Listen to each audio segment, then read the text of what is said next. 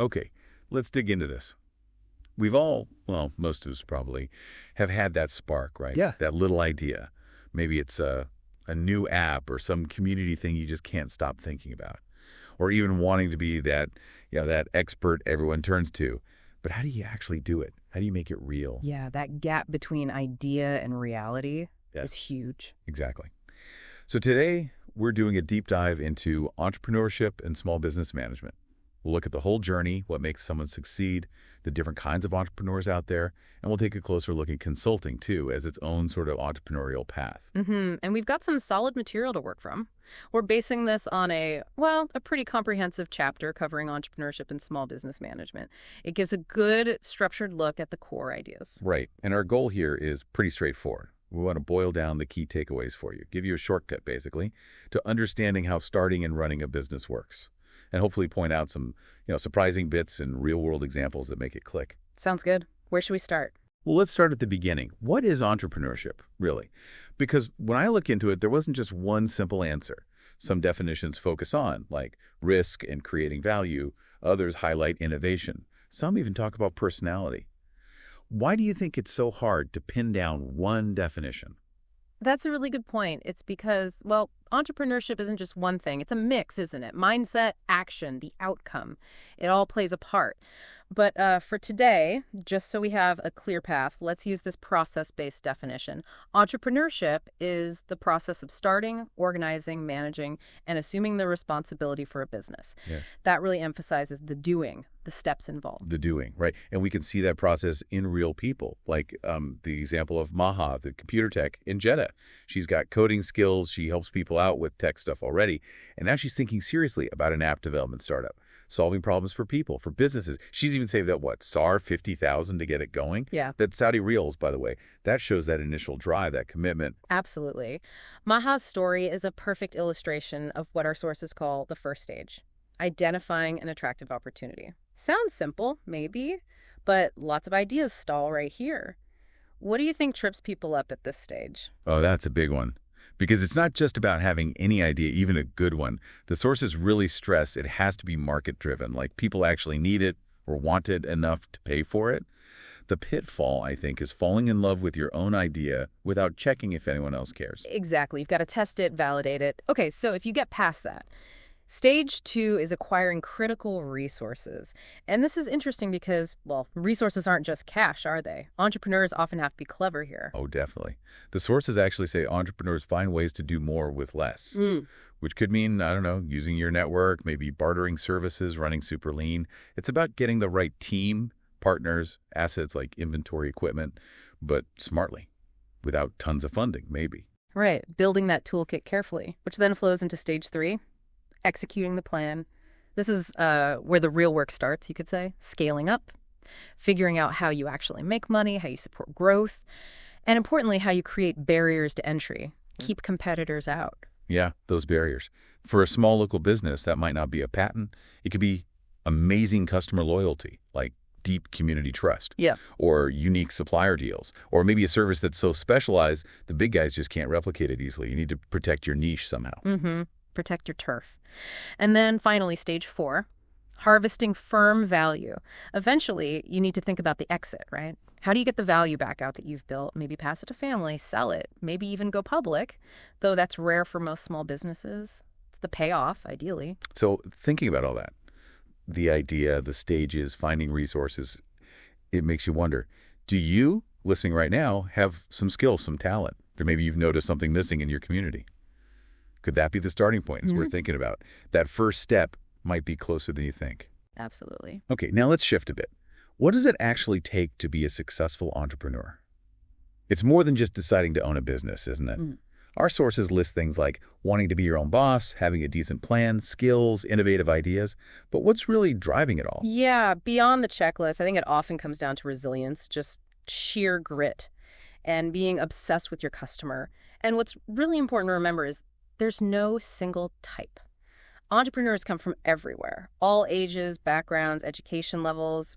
Some start young, some way later. But what often connects them is having a clear mission, wanting to lead, and knowing it's going to be incredibly hard work, long hours. Totally. And, While some people might seem born with those qualities, the good news is you can develop them.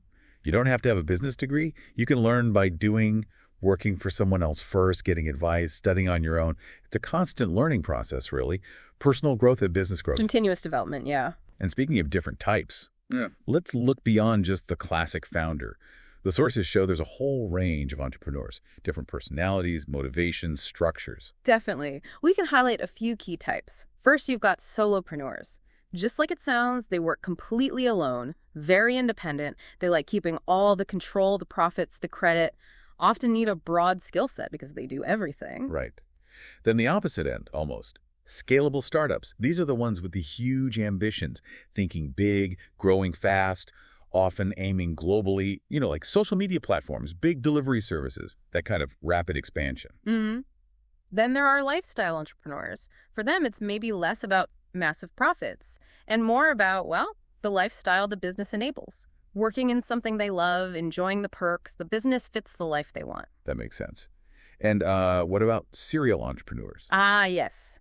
These are the ones who build, sell, repeat. They set up a business quickly, grow it to a point, sell it off, and then use that money to start the next one. It's like a cycle for them. Interesting. Almost like project management, but with whole companies. Sort of, yeah. Then you have social entrepreneurs, or socialpreneurs, really important today. Their main focus is a social mission baked into the business.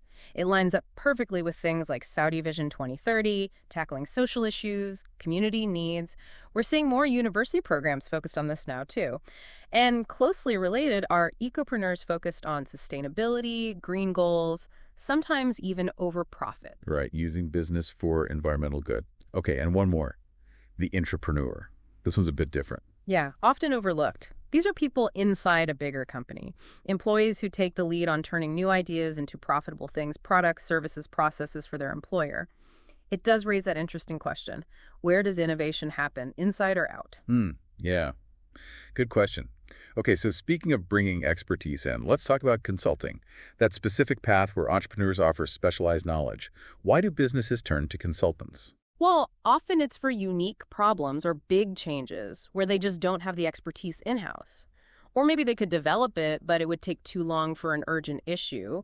Consultants also bring that outside objective view, which can be really valuable. They're not employees. They're hired for specific tasks like advising on sustainability or maybe fixing a database system. The work usually involves a lot of research, analysis, writing reports, giving advice to the bosses, sometimes even helping restructure things. We have a good example here, Rashid. He works as a small business consultant for a bank in Aba, part of a small team. Right. And his background is key. He's got an accounting degree, worked for a big accounting firm for 5 years, and then ran his own accounting service for another 5 years. So the bank hired him specifically for that deep expertise and his local reputation. They knew he understood small businesses. And his current task, he's meeting with Sophia. She wants to open a home furnishing store. Her business plan is mostly there, but the financial part isn't quite finished. So Rashid's job is to help her pull together all the numbers, build that solid financial plan she needs. It makes you think, doesn't it? What's similar about Rashid's consulting work now compared to when he ran his own accounting firm? And what's really different about being a consultant versus being the owner? That's a great comparison to make. The core skills, problem-solving, financial know-how are still there. But the context, the relationship with the client, the scope, it's quite different. And consulting isn't just one thing either. You've got business analysts, management consultants, performance consultants, quality control, security, training. Lots of specializations for people who like applying their knowledge in different spots. Definitely a wide field. Okay, this leads us nicely into something really important today. Social responsibility, especially for smaller businesses.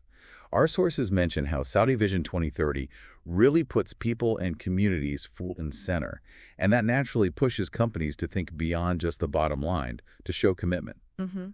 I mean, obviously, creating jobs and good products or services is the first contribution.